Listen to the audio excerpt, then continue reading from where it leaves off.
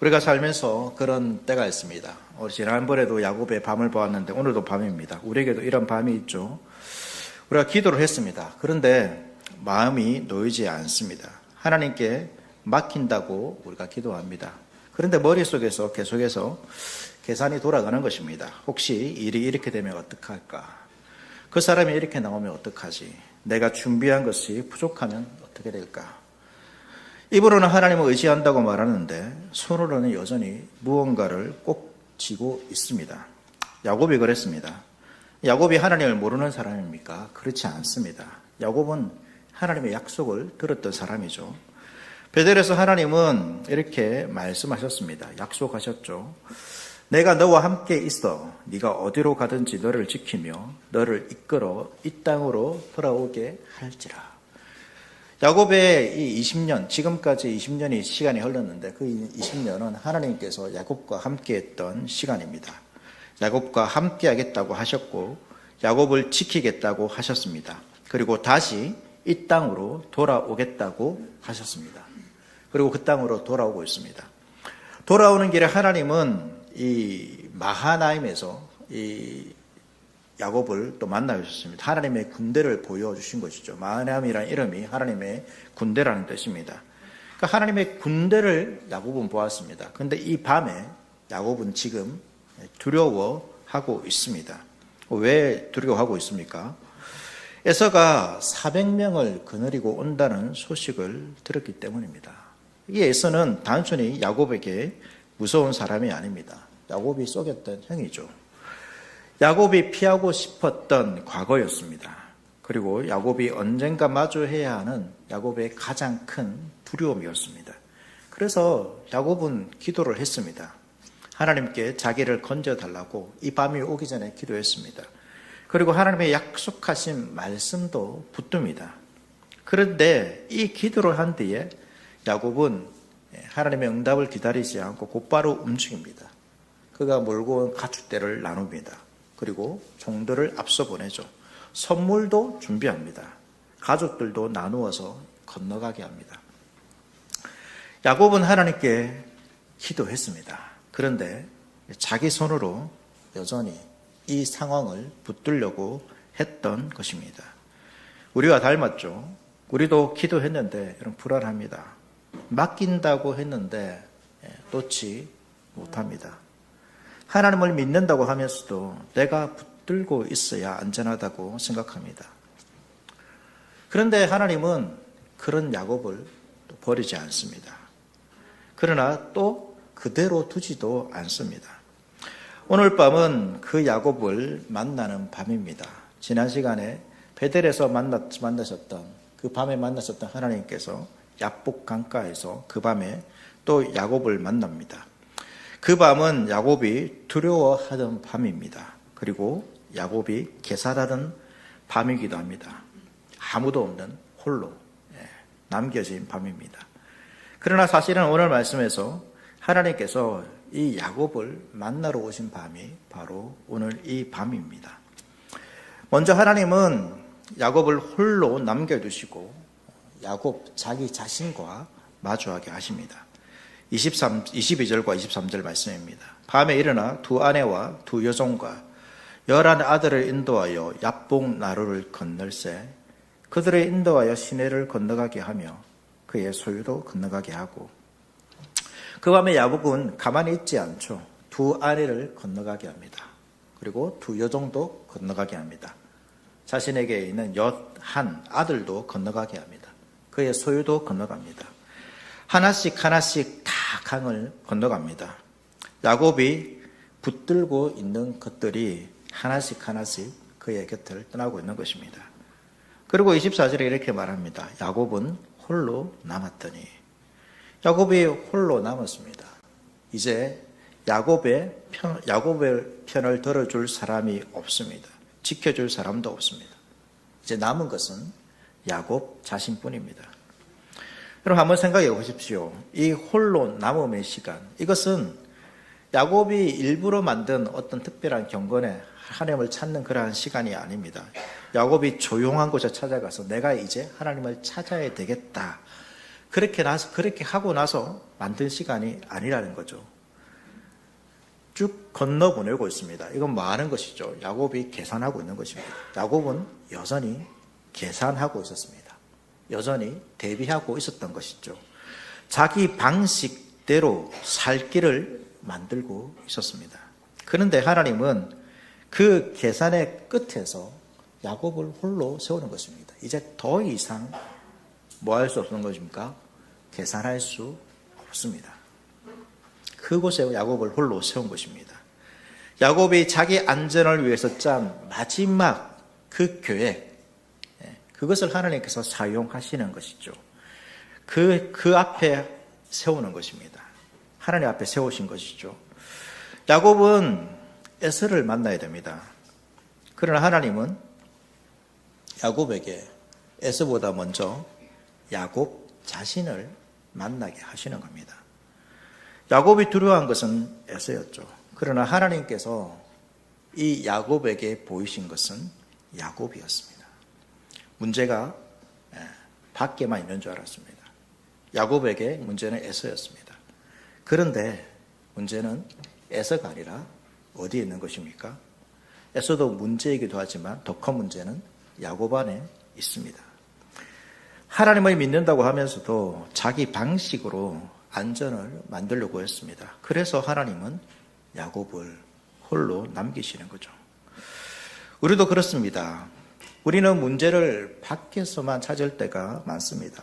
저 사람이 바뀌면, 저 상황만 풀리면, 돈 문제만 해결되면, 자녀 문제만 안정이 되면, 앞날이 분명해지면 마음이 놓일 것 같습니다. 그런데 때로 하나님은 문제보다 먼저 우리 자신을 보게 하신다는 거죠. 내가 무엇을 두려워하는지, 내가 무엇을 끝까지 붙들고 있는지, 내가 무엇이 없으면 안 된다라고 믿고 있는지 그 자리를 보게 하시는 것입니다. 여러분, 무엇이 없으면 무너질 것 같습니까? 무엇을 놓으면 끝날 것 같습니까? 무엇이 하나님보다 여러분 더 크게 보입니까? 그 마음을 하나님 앞에서 보라는 말입니다. 야곱은 홀로 남았습니다. 그러나 그 자리는 버림받은 자리가 아닙니다. 하나님이 야곱을 만나러 오신 자리였죠. 하나님은 야곱을 버리지 않으셨습니다. 그러나 그대로 두지도 않습니다. 야곱은 홀로 남았지만 그 홀로 남은 자리에서 하나님은 야곱의 가장 깊은 힘, 자신의 문제를 다루기 시작하십니다. 24절 하반절 말씀 보시면 어떤 사람이 날이 새도록 야곱과 씨름하다가, 본문은 처음부터 그 사람이 하나님이라고 말하고 있지 않습니다. 그저 어떤 사람 이렇게 말하죠. 그런데 이 씨름이 끝난 뒤 야곱이 이제 이렇게 그곳의 이름을 브니엘이라고 부릅니다. 30절 말씀 보면 내가 하나님과 대면하여 보았으나 내 생명이 보존되었다 이렇게 말하죠. 야곱은 그 어떤 사람은 결국 누구인 것입니까? 바로 하나님입니다. 야곱은 하나님을 만났습니다. 지난 시간에 베델에서도 하나님께서 먼저 찾아왔습니다. 야곱은 모든 것이 다 끊어지는 상황이었죠. 그 상황에서도 야곱은 하나님을 찾지 않습니다. 그런데 하나님께서 야곱을 찾아오셨습니다. 오늘 이 약복에서도 야곱은 하나님이 먼저 야곱을 찾아오십니다. 야곱이 하나님께 올라간 것이 아닙니다. 하나님께서 야곱에게 내려오십니다. 이것이 우리의 신앙생활에 있는 은혜입니다. 그런데 이번에는 꿈으로 오시지 않았죠. 또 말씀으로도 오지 않았습니다. 뭐 하십니까? 야곱과 씨름하십니다. 하나님이 씨름하셔요. 25절 말씀 보시면 자기가 야곱을 이기지 못함을 보고 그가 허벅지 관절을 치매 야곱의 허벅지 관절이 그 사람과 씨름할 때 어긋났더라. 좀 이상하지 않습니까? 이 말씀만 보면 하나님이 야곱을 이기지 못하는 것처럼 보이죠. 씨름하는데, 하나님이 야곱과 씨름하는데 이기지 못합니다. 정말로 하나님이 약하신 것입니까? 그렇지 않죠. 뒤에 보면 알 수 있지만 하나님은 한순간에 이 야곱을 무너뜨릴 수 있는 분이십니다. 그런데 하나님은 그 밤에 야곱이 버티는 자리까지 내려와 주신 것이죠. 야곱이 붙들 수 있도록 그 자리로 오신 것입니다. 그렇게 만나 주시는 것입니다. 왜 그렇게 하시는 것입니까? 야곱 안에 있는 이 야곱이 지금까지 놓지 못하고 붙들고 있는 그 힘을 드러내기 위해서입니다. 끝까지 자기 힘으로 버티려는 그 야곱 자신이 보게 하기 위해서입니다. 그러다가 하나님께서 야곱의 허벅지 관절을 치시죠. 한 번입니다. 하나님이 한 번 손대시자 야곱의 허벅지 관절이 어긋났습니다. 그러니까 그동안 어떻게 보면 야곱이 잘 버틴 것처럼 자기 힘으로 버티는 것처럼 보였습니다. 그러나 사실 무엇인 것이죠? 하나님께서 야곱에 맞게 오래 참아주신 것이죠. 마치 우리가 어린아이들과 막 이렇게 좀 씨름 비슷한 거 할 때 있지 않습니까? 그때 어른들이 어떻게 합니까? 맞춰주는 거죠. 그냥 본인의 힘으로 하면 그냥 쉽게 넘어가죠. 그냥 마지막에 마치 비슷한 것처럼 하다가 마지막에 이기는 경우, 때로는 져주는 경우 있는 것처럼 하나님께서 바로 그 자리로 오신 것입니다. 야곱이 대단해서가 아니라 야곱이 가지고 있는 힘이 얼마만큼인지, 그것이 얼마나 약한 것인지 보여주기 위해서 하나님께서 씨름하시죠. 그러니까 하나님께서 씨름해 주시는 것도 은혜죠. 우리랑 하나님이 씨름할 군번입니까? 하나님께서 어떻게 이 인간과 씨름할 필요가 있습니까? 이 씨름한다는 게 마치 레슬링 한다는 거거든요. 몸을 뒹굴 필요가 없습니다. 그럼에도 하나님께서 야곱과 씨름하십니다. 야곱을 맞춰주시면서 이 야곱을 변화시키기 위해서 씨름하시는 거죠. 이 허벅지 관절이 무엇입니까? 사람이 서는 자리, 걷는 자리, 버티는 자리입니다. 그러니까 하나님께서 바로 그 자리를 친 것입니다. 야곱은 평생 자기 힘으로 서려고 했던 사람입니다. 태어날 때 형의 발꿈치를 잡았죠. 자라서는 장자권의 축복을 붙잡았습니다. 아버지 앞에서는 다른 사람의 이름을 붙잡았습니다. 나만의 집에서도 자기 방식대로 살아남은 사람이 야곱입니다. 지금 에서를 만나기 전에도 끝까지 하나님께 기도하지만 끝까지 기도하는 사람이, 계산하는 사람이 야곱입니다. 야곱은 붙잡는 사람이라는 것입니다. 그 이름의 의미가 그런 거죠. 자기 손으로 자신의 길을, 자기 인생의 길을 만들려 했던 사람입니다. 자기 힘으로 자신의 삶에 안전을 만들려고 했던 사람입니다. 어떻게 하면 자기의 능력으로 이 문제를 해결할 수 있다라고 믿었던 사람이죠. 그런데 하나님은 그 자리를 치신 겁니다. 야곱이 지금까지 서 있었다고 믿었던 그 자리, 노음은 끝이 난다라고 생각했던 그 자리, 붙들어야 산다라고 믿었던 그 자리, 하나님은 그 자리를 치신 것입니다. 이건 단순히 하나님의 벌이 아니죠. 하나님께서 야곱을 버리려고 치신 것이 아닙니다. 왜 치신 것입니까? 야곱을 살리려고 치신 것입니다. 하나님은 야곱을 더 강하게 만들어서 에서를 이기게 하신 것이 아닙니다. 오히려 약하게 하셨습니다. 더 이상 자기 힘으로 서지 못하게 하셨습니다. 하나님을 의지하게 하신 것이죠. 하나님은 야곱을 버리려고 꺾으신 것이 아닙니다. 이제 너는 쓸모없다라고 꺾으신 것이 아닙니다. 은혜로 살리기 위해서 야곱을 꺾으신 것입니다. 그때 하나님이 야곱에게 물으시죠. 네 이름이 무엇이냐? 하나님이 야곱의 이름을 모르십니까? 알죠. 야곱이 야곱 자신을 포기한 것입니다. 전에도 아버지 이삭이 야곱에게 물었습니다. 창세기 20장 18절 보면 내 아들아 네가 누구냐라고 물었습니다. 이때 야곱이 뭐라고 대답하신지 아십니까? 나는 아버지의 맏아들 에스로소이다. 그때 야곱은 자기 이름을 숨겼습니다. 다른 사람의 이름으로 썼고 다른 사람의 이름으로 축복을 얻으려고 했습니다. 그런데 오늘 이 약복에서 야곱은 다르게 대답합니다. 뭐라고 대답하십니까?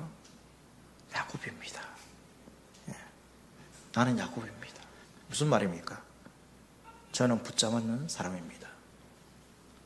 저는 계산하는 사람입니다. 저는 속이는 사람입니다.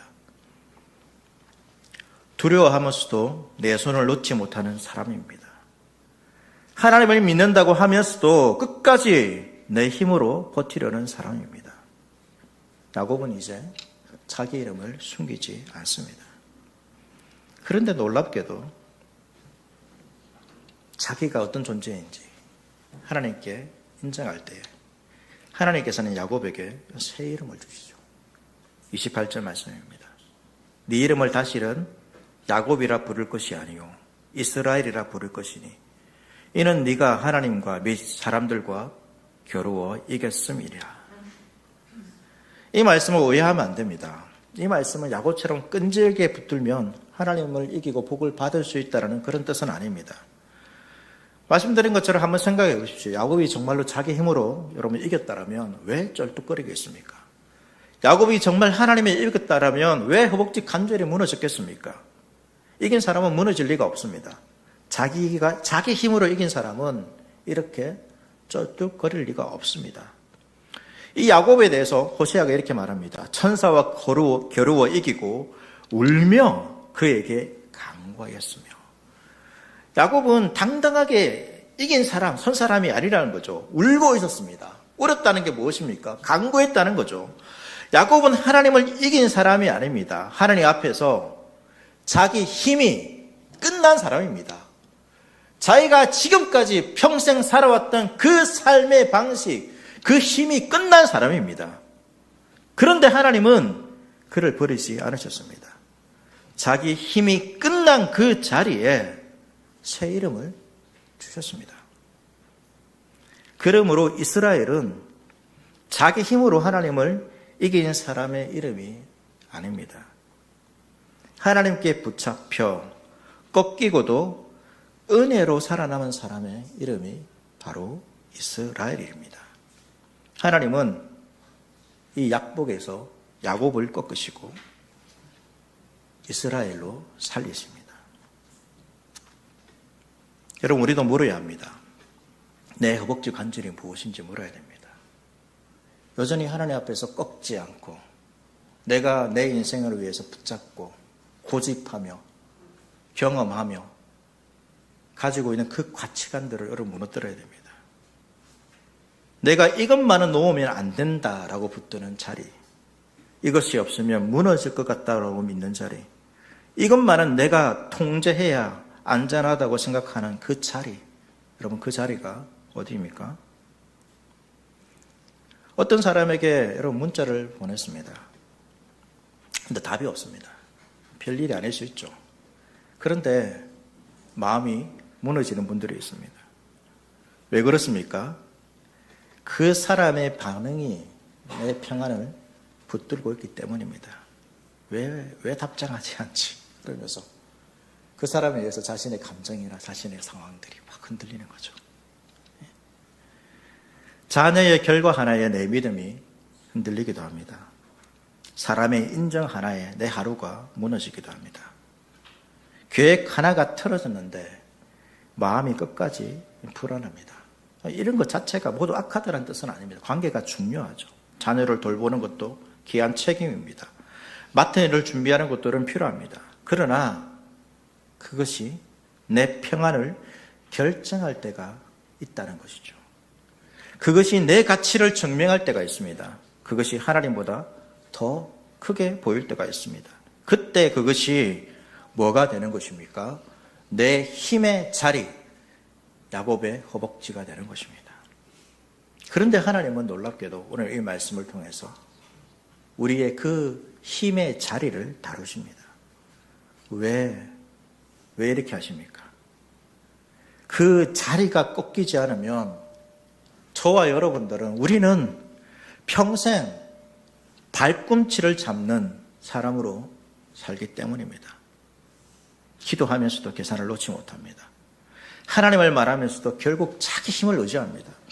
맡긴다고 말하면서도 손은 여전히 꽉 쥐고 있습니다. 나는 무엇을 붙들고 있는가? 나는 무엇으로 서려고 하는가? 나는 무엇이 없으면 무너질 것처럼 두려워하는가? 그 자리를 하나님께서 보여주시는 것입니다. 하나님 앞에서 보라는 말입니다. 하나님은 그 야곱을 꺾으셨습니다. 그러나 놀랍게도 부수어 버리지 않으셨습니다. 야곱은 지금까지의 자기 인생을 이끌어왔던 그 힘의 자리를 잃어버렸습니다. 하나님이 꺾으셨죠. 무너졌습니다. 그것이 무너지면 여러분, 우리는 우리의 인생이 무너지는 것처럼 생각됩니다. 그러나 하나님은 그 야곱을 버리지 않았습니다. 야곱은 더 이상 자기 힘으로 설 수 없게 되었습니다. 그런데 바로 그 자리에서 새로운 이름을 바른 것이죠. 하나님은 야곱을 꺾으시고 이스라엘로 살리신 것입니다. 그것이 우리가 사는 것입니다. 29절에서 야곱은 이 과정을 겪고 나서 하나님께 묻습니다. 당신의 이름을 알려주소서.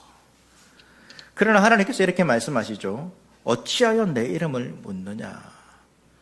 이것은 이런 것입니다. 야곱은 평생 붙잡아온 사리죠. 그 이름처럼 붙잡는 자였습니다. 이름을 묻는다는 것은 이제 하나님의 이름까지도 붙잡으려고 한 것입니다.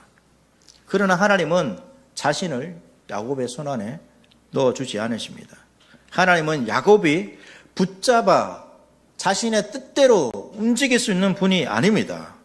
하나님은 야곱의 계산 안에 들어오시는 분이 아닌 것이죠. 야곱이 결코 손으로 질 수 없는 분이십니다.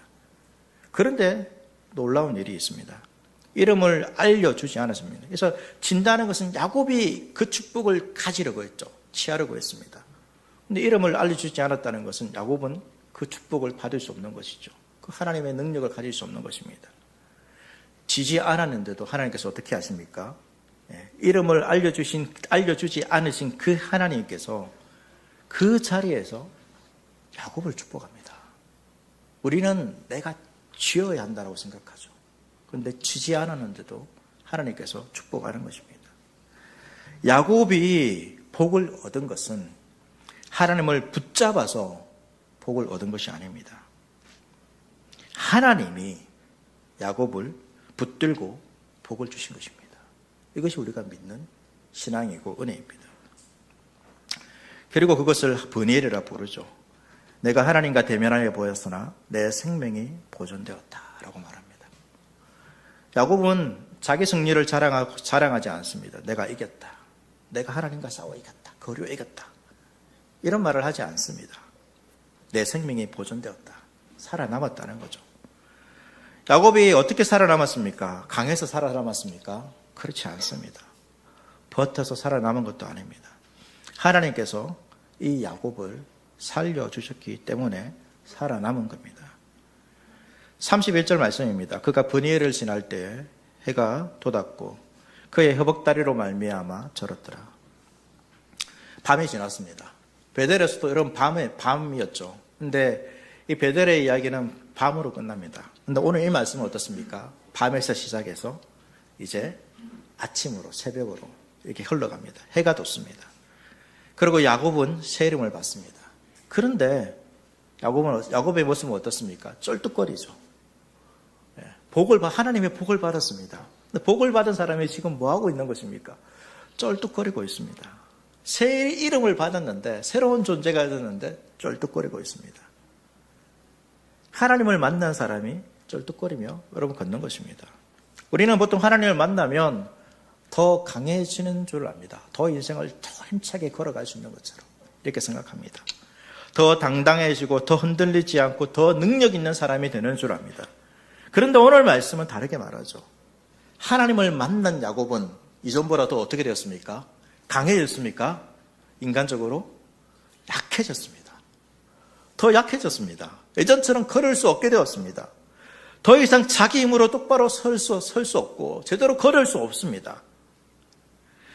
그런데 그 쩔뚝거림은 버림받은 흔적이 아니라 은혜로 살아난 흔적이라는 거죠. 야곱은 이제 한 걸음 한 걸음 걸을 때마다 깨달았을 것입니다. 나는 내 힘으로 사는 사람이 아니다. 나는 하나님이 살려주셔서 사는 사람이다. 나는 붙잡는 자였지만, 야곱이었지만 이제 하나님께서 나를 이스라엘이라 부르셨다. 쩔뚝거릴 때마다 그 경험들이 기억나고 살아나지 않겠습니까? 이것이 하나님의 새로운 백성의 삶의 모습입니다. 하나님의 새로운 백성의 삶의 모습은 강해져서 하나님 없이도 잘 걷는 그러한 삶을, 그런 인생을 살아가는 자가 아닙니다. 새 이름을 가진 이스라엘로 살아가는 이 사람들의 삶은 어떤 삶입니까? 은혜 없이는 한 걸음도 걸을 수 없음을 아는 삶입니다. 그런데 야곱의 이야기는 여기서 끝나지 않죠.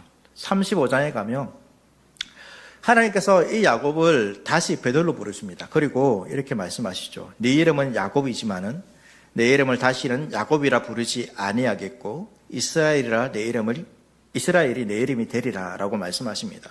그러니까 다시 한 번 더 말씀하시죠. 32장에서 이미 이름이 바뀌었습니다. 그런데 왜 하나님은 다시 말씀하십니까?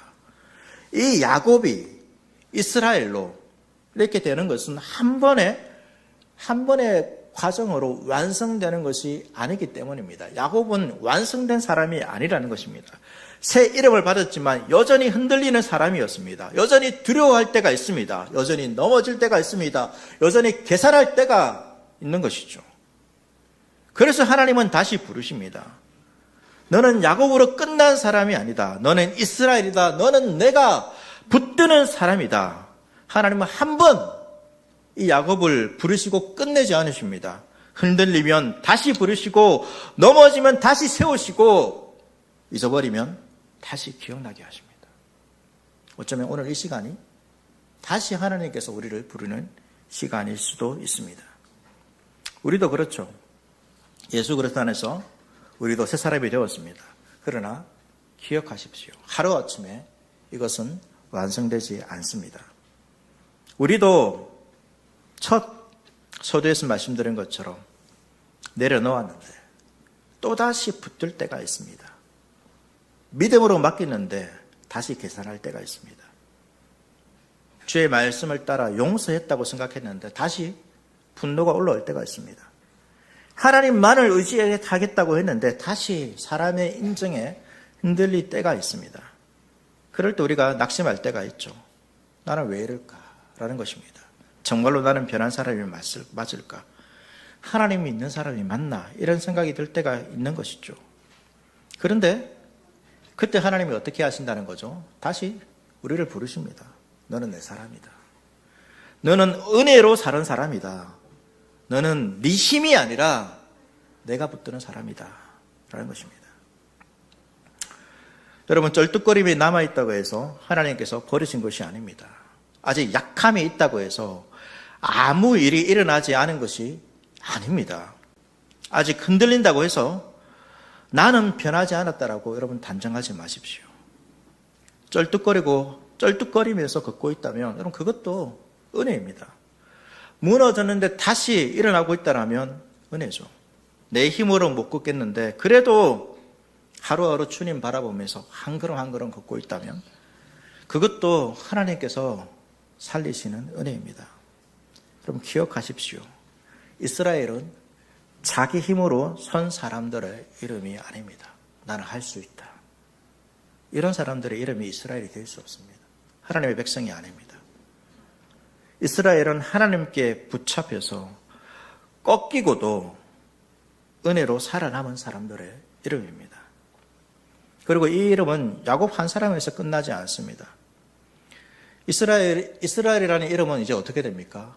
민족의 이름이 되죠. 하나님의 백성들의 이름이 됩니다. 그래서 하나님의 백성은 어떤 존재죠?